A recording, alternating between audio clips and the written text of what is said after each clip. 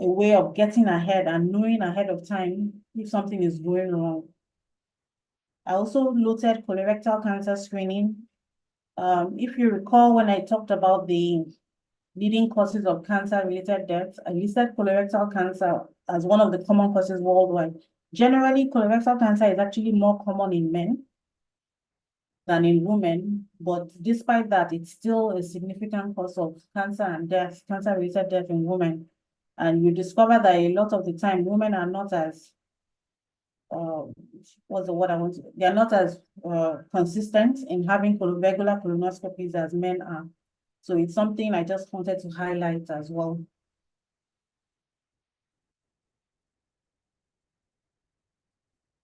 The next category of ways in which we can prioritize our health I will talk about is vaccinations. I'll start with the human papilloma virus. That's for cervical cancer prevention. I talked about screening earlier with the pap smears and the HPV test. There's also HPV vaccination that is available. And it's available, ideally, all women should be vaccinated. All girls and boys should be vaccinated in adolescence. But the HPV vaccination is still available for women who missed out on adolescent vaccination up until the age of 45. Women can still be vaccinated for HPV.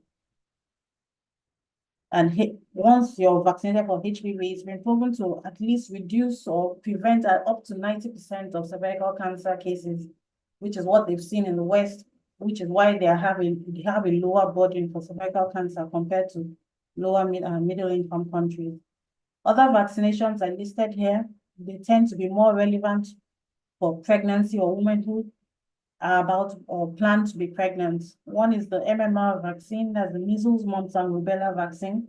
But it's the rubella component that is of particular interest to us, because a woman contracting rubella during pregnancy could lead to a baby with congenital anomalies.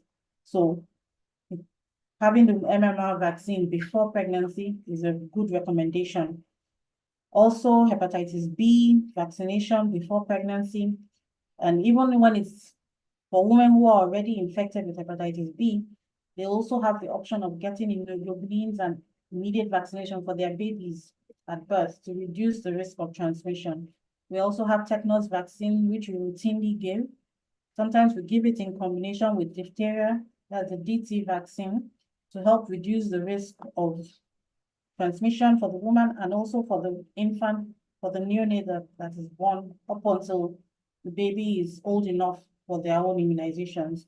So being up to date on all adult vaccinations is actually a very key way in which we can prioritize our health.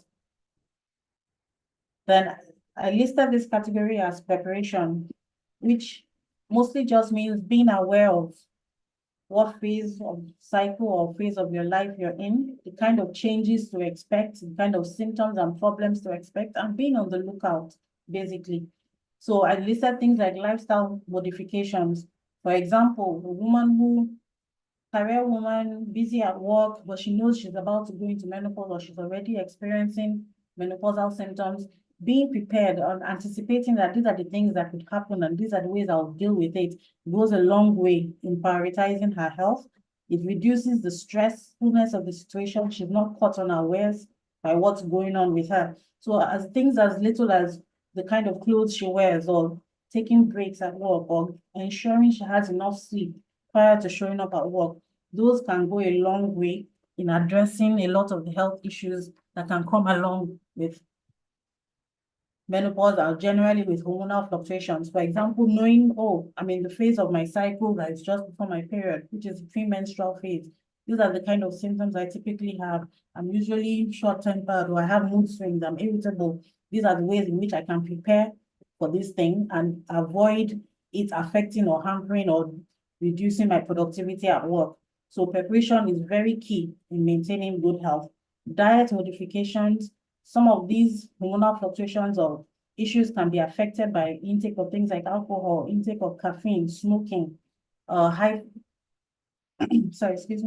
fiber foods can also help to address GI issues like constipation, bloating. So those are some of the preparations, modifications that can help. Then I also listed fertility preservation. For example, women, if you armed yourself with appropriate knowledge and understanding, you know that, oh, okay, these are my peak years when it comes to reproduction, but I'm not ready yet to have kids. You can go ahead to have egg freezing. That is, you have your eggs frozen such that by the time you are ready, even if you're advanced in years, you're not worried, you're not sorry, excuse me.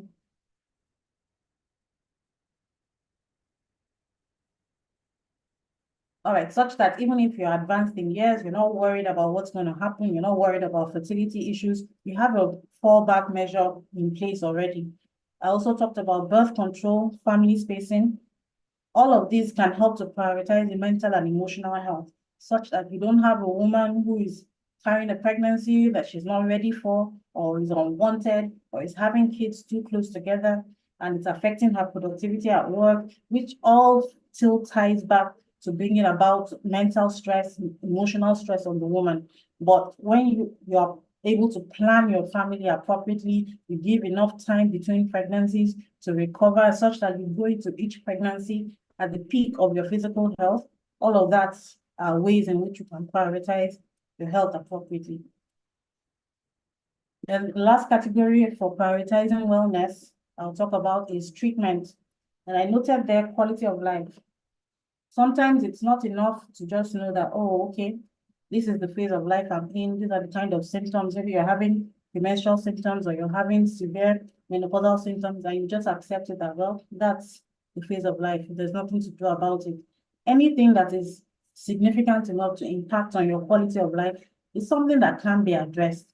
Sometimes all you need to do is going to the hospital, have a consultation, either with the gynecologist, with the physicians, mental health specialists, as appropriate, whichever phase or section of your life is being affected.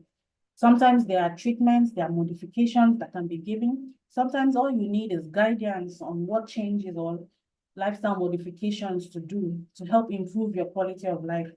So I noted that you should be aware of what is normal for you, and such that when things start to go wrong, when things go abnormal, when any warning signs show up, then you can now show up in the hospital to seek treatment to bring you back into the optimum health or a state of optimum health. Sometimes this can be by pharmacologic, that's with drugs. Sometimes it's non-pharmacologic treatment options that are necessary, like the lifestyle modifications, the diet modifications that I mentioned earlier. But basically, you need to seek treatment when things are going wrong, essentially. Which brings us to the end of this webinar. I just want to highlight that overall wellness, not just the absence of disease, is the goal that we should all seek in our personal health. And when you're in a state of optimum personal health, that's when you're able to go forth and achieve every other goal, put in 100% effort for everything else. And it's our personal responsibility to maintain our good health at all times. Thank you all very much. So I'll open the floor for questions. Thank you very much, Ma, for that very lovely and very detailed presentation. Please,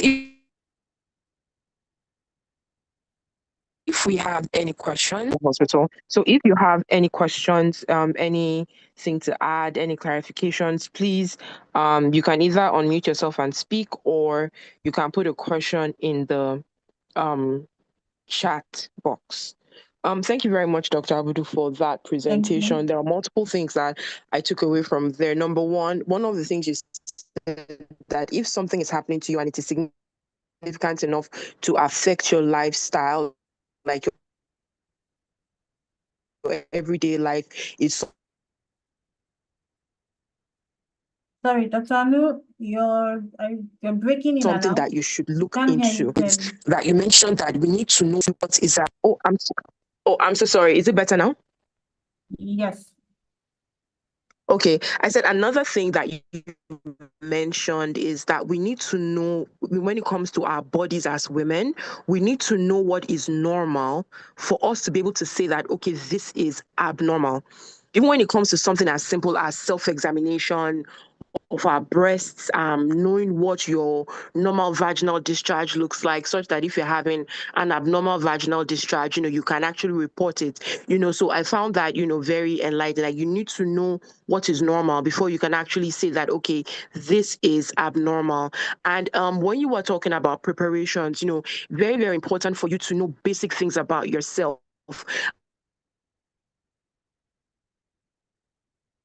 As a woman of reproductive age, acceptable for you not to know when you're ovulating. It is not acceptable for you not to track your period. Just simple things like that. It is not acceptable for you not to have visited the hospital at all. I mean, yes, I know that especially as Christians, they say, oh, I've not been to the hospital in 15 years. Praise the Lord. Yes, praise the Lord. But you should be going to the hospital. I mean, going to the hospital is not always a bad thing. You just want to be sure that all these things that are working are actually in good working condition. And there's nothing hidden, that you don't know about. So those are my main takeaways. And also for vaccination, as adult women, I mean, everybody on this call is definitely above 21. We're influential in the lives of a lot of younger women, especially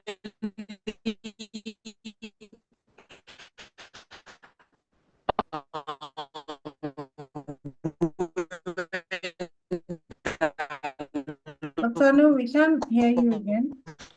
towards people that are siblings and whatever. Okay. Can you hear me now? Yes. Okay, thank you. Sorry about that. So I was saying that as women, as adult women, I believe every woman on this call is above the age of 21. We're very influential in the lives of multiple women, friends, colleagues, church members, siblings, whomever.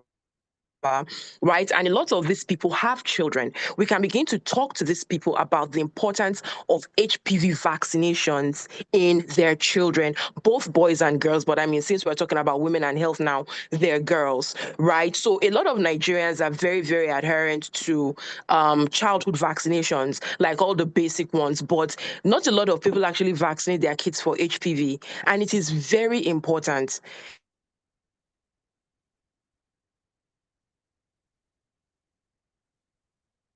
I mean, yes, you can actually get the vaccinations up to the after the age of 21, like after 21 to 26, the vaccine is not as effective. So it is best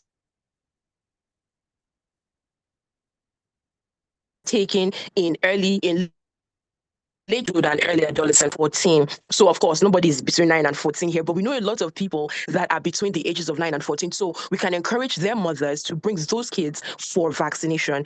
So these are just the things that I wanted to touch on. These are the things that hit me most from the presentation. Thank you so much, Dr. Abudu, for your presentation. Thank you, Dr. Anu, for highlighting those items. Thank you so much.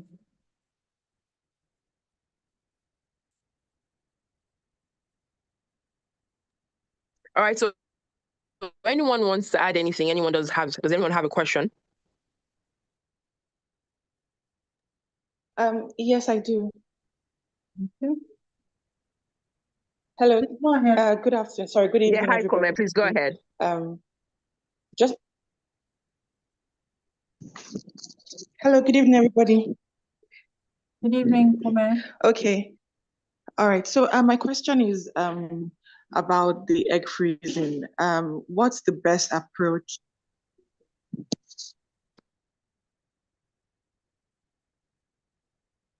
Are you still talking, or was that the question? What's the best approach?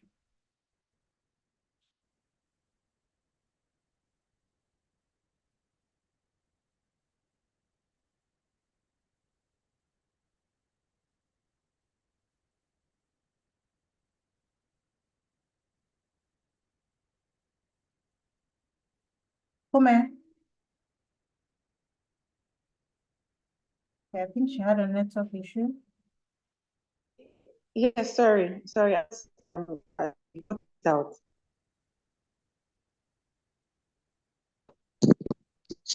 Okay.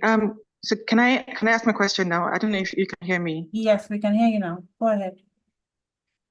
Okay. All right. So my question is about the egg freezing. What's the best approach that you think as a woman that we can approach the subject or the topic of egg freezing.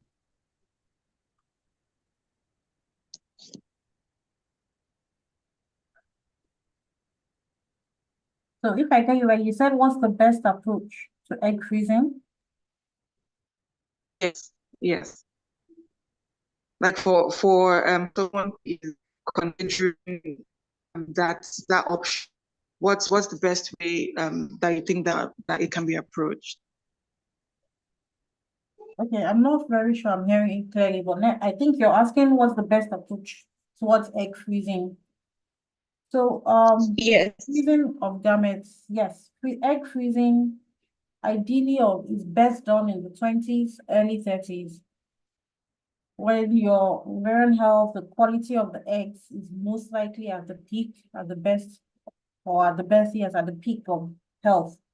So it's usually best done early in the 20s, early 30s.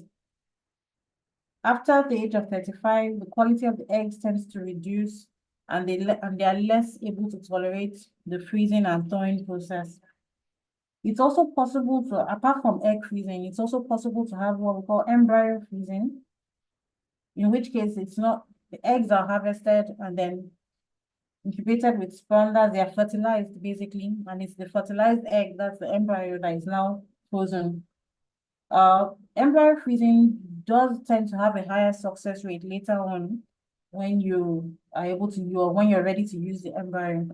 Downside being that embryos don't actually last as long. Usually within about a decade, the embryo has to be used or it's wasted. But egg freezing can be indefinite. So a woman can freeze her eggs in her 20s and she might not be ready to use them until her early 40s or late 40s, and they're still good as when they were in her 20s. So she just uses her egg basically with her husband's sperm or partner's sperm and goes ahead to implant and carries the pregnancy. So she's basically carrying her own genetic material as opposed to a woman who didn't have eggs frozen and then had to use a donor's egg later in life. But basically, I think did I answer your question? Yes, it did. Okay. Thank you for the question.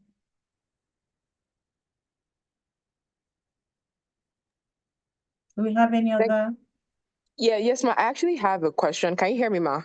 Yes, I can. Please go ahead. Okay. Yes, I was going to ask that for birth control, is it actually advisable, or does there have to be a specific indication for birth control? I mean, can I say that, okay, I'm just weary of my periods and I want to get on birth control? Is it actually something that is advisable for women? Or can I say something like, oh, because of my acne, I want to get on birth control? I just wanted to know what your thoughts on birth control are, because I actually have quite a number of people asking me about the use of birth control, and this is not necessarily about sexual activity or them wanting to avoid pregnancy.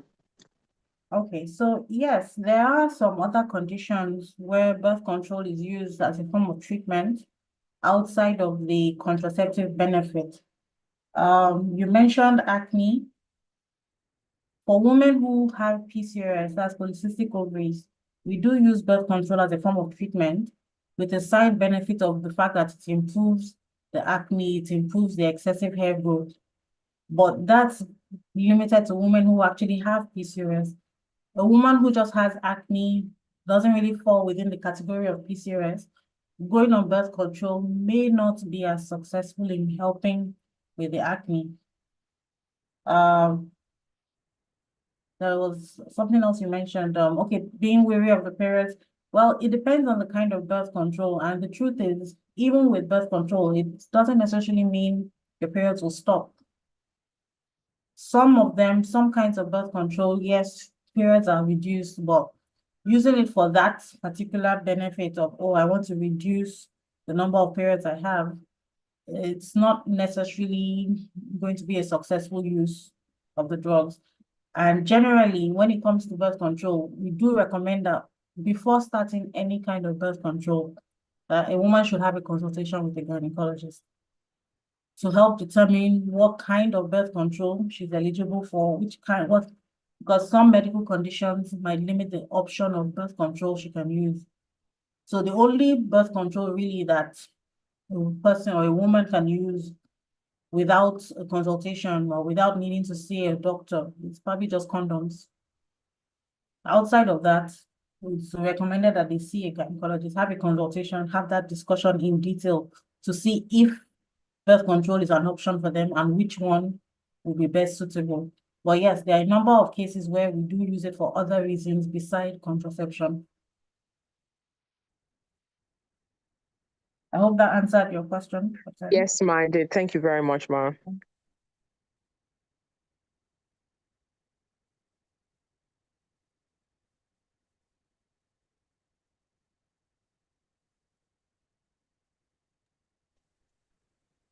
All right. Any other questions from anyone?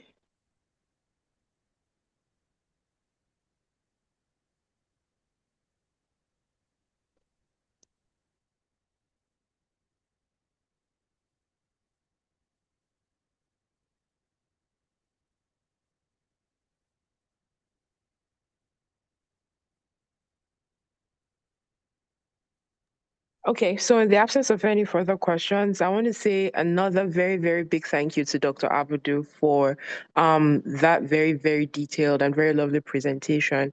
And please, ma, I hope you can hear me. Yes, I can. Thank you. Okay, great. All right, ma. The slides are going to be available for anybody that wants to, have the slides.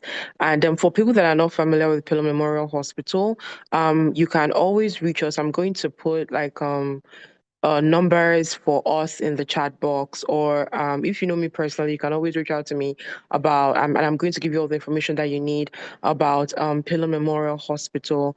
I hope this is not a one-off. I hope that we actually are able to organize webinars like this just to, raise awareness, and to, of course, talk and keep encouraging women to prioritize their health and their wellness.